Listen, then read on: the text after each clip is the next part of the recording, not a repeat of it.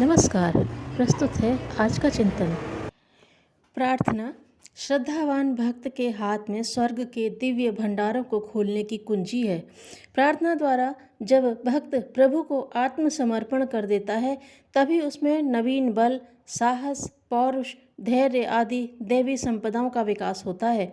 भगवान पर अविचल विश्वास रखकर श्रद्धा भक्तिपूर्वक प्रार्थना करने से हमारी प्रत्येक मनोकामना पूर्ण होती है। इसके अतिरिक्त नरसिंह, द्रौपदी आदि भक्तों के कई ज्वलंत प्रमाण हैं। यह सत्य है कि भगवान प्रार्थना से पूर्व ही हमें उत्तर देते हैं, परंतु चाहिए प्रार्थी का भगवान पर अटूट विश्वास और एकमात्र भगवान की ही शरणागति। इसे ही विश्वास युक्त प्रार्थना कहते हैं। प्रार्थना में श्रद्धा विश्वास की अतीव आवश्यकता होती है। बिना श्रद्धा विश्वास के प्रार्थना वैसी ही है जैसे बिना पहियों की गाड़ी।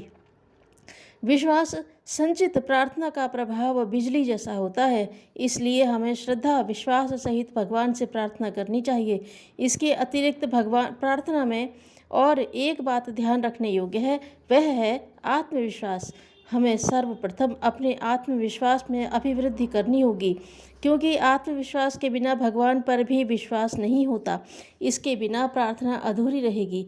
महात्मा गांधी ने एक स्थान पर कहा है कि आत्मविश्वास का अर्थ है ईश्वर की अनंत शक्ति में विश्वास। जो असंख्य विपत्तियों से घिर जाने पर भी अपने कर्तव्य से वंचित नहीं होता, वह ही सच्चा आत्मविश्वासी है। दरअसल में हमारी आत्मा ही परमात्मा का संक्षिप्त रूप है और प्रार्थना करने का तात्पर्य है आत्मा का परमात्मा से अनन्य संयोग। अतएव प्रार्थना में आत्मविश्वास की कमी किसी भी दशा में नहीं होनी चाहिए। जब भगवान अर्थात विराट पुरुष आदिकर्ता ने विश्व रचना का संकल्प किया, तो उनकी संकल्प शक्ति ने विश्व का रूप धारण कर लिया। मनुष्य उसी विराट पुरुष जगतकर्ता का अंश है।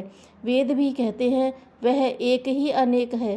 गीता में स्वयं भगवान श्री कृष्ण ने कहा है, ममेई वांशो जीवलोके जीवभूतः सनातनः। इससे सिद्ध है कि मनुष्य परमात्मा का अंश है और अपनी आत्मा पर विश्वास रखने का तात्पर्य है भगवान पर विश्वास रखना। प्रार्थना में विश्वास युक्त प्रार्थना में रोगी को निरोगी, निर्धन को धनी और निर्बल को बलवान बना देने और मरणासन्न व्यक्ति को नवजीवन प्रदान करने की अमोघ शक्ति है। प्रार्थना से ही द्रौपदी की लज्जा की रक्षा हुई, विभीषण को लंकेश्वर का पद प्राप्त हुआ, गजराज के प्राणों की रक्षा भी प्रार्थना से ही हुई। नरसी की हुंडी बरसाने में भी प्रार्थना का ही हाथ था तथा प्रार्थना की शक्ति से ही भारत को स्वतंत्रता प्राप्त हुई है। ऐसे अनेक उदाहरणों से पाठक परिचित ही होंगे। जो परमात्मा का भजन करता है, उसके सुख दुख का ख्याल परमात्मा स्वयं करता है। हम भक्तों के भक्त हमारे भक्त की लाज भगवान कभी नहीं जाने देता, परंतु भक्त को भगवान कसौटी पर अवश्य कसता है, क्योंकि उस पर कृपा दृष्टि भी वही करता है। भक्त के लिए असंभव वस्तु को संभव भी वही बना देता है। भक्त की प्रतिष्ठा को भी निरंतर वही बढ़ाता है। इसका अनुभव हमें भक्तों के परम पावन चरित्रों से होता है। मीरा, सूर, तुलसी को कौन नहीं जानता। पिता सदैव अपने पुत्रों का हित चाहता है, अतः अवश्य ही हमें कल्याण की ओर अग्रसर करेगा। प्रभु का जीवन सिद्धि रूपी प्रसाद हमें अवश्य मिलेगा। यदि प्रार्थना कृत्रिम होगी तो असफलता मिलेगी। यदि इसके साथ हृदय की धारा प्रवाहित हो तो चमत्कार रूप में परिणाम शीघ्र ही उपलब्ध होगा। साधक के करुण एवं प्रेम भरे हृदय की निकली हुई आवाज़ अवश्य ही प्रभु के कानों तक पहुँचती है। वे शीघ्र ही अपने भक्त की रक्षा करने के लिए गजराज की पुकार एवं द्रौपदी की लाज बचाने के लिए जैसे समय जैसे चले आए थे, उसी तरह पहुँचते हैं। महापुरुष एवं भक्त सदैव ही इसका अनुभव करते आए हैं। जब भगवान को कोई कृपा प्रकट करनी होती है, तो वे उस कृपा के आश्रय का मन स्वयं अपनी ओर खींच लेते हैं। जो लोग यह कहते हैं कि केवल भगवान का स्मरण करने से स्थूल प्रकृति में कैसे परिवर्तन हो जाएगा, वे यह नहीं जानते कि परिवर्तन की क्रिया तो बहुत पहले से ही प्रारंभ हो चुकी रहती है। प्रार्थना तो केवल भक्त के हृदय में भगवद इच्छा की केवल प्रत्यावृत्ति मात्र होती है।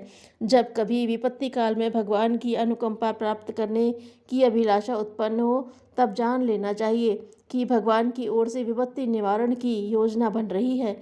ज्यों-ज्यों उनकी योजना प्रौढ़ होती है, त्यों-त्यों हमारी श्रद्धा और विश्वास तीव्रतर होता चलता है। अतः विपत्ति निवारण हमारी प्रार्थना का फल नहीं होता, बल्कि हमारी प्रार्थना ही सफलता की चिन्ह होती है। यदि आप धन, जन, ऋण, मान, प्रतिष्ठा, वाद विवाद, कलह आदि किसी भी प्रकार के कष्ट से पीड़ित हैं और सब ओर से निराश हो चुके हैं, तो प्रार्थना की शक्ति से अवश्य ही लाभ उठाएं। हमारे कष्टों को काटने के लिए प्रार्थना ही एक ऐसा ब्रह्मास्त्र है जिसका वार कभी खाली नहीं जाता।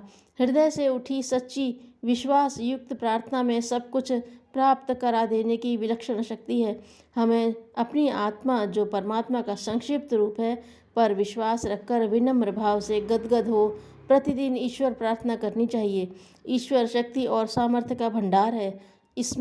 उसमें हर तरह की सहायता करने की क्षमता है। ईश प्रार्थना के लिए कोई विधि विधान का बंधन नहीं है। प्रार्थना जब आप चाहें, जब और चाहें जहाँ कर सकते हैं। प्रार्थना की शक्ति अपरिमित है, अजेय है। दिन का प्रारंभ प्रार्थना से करें और दिन का अंत भी प्रार्थना से करें। महात्मा गांधी ने प्रार्थना के विषय में लिखा है, प्रार्थना मेरे जीवन का ध्रुव तारा है।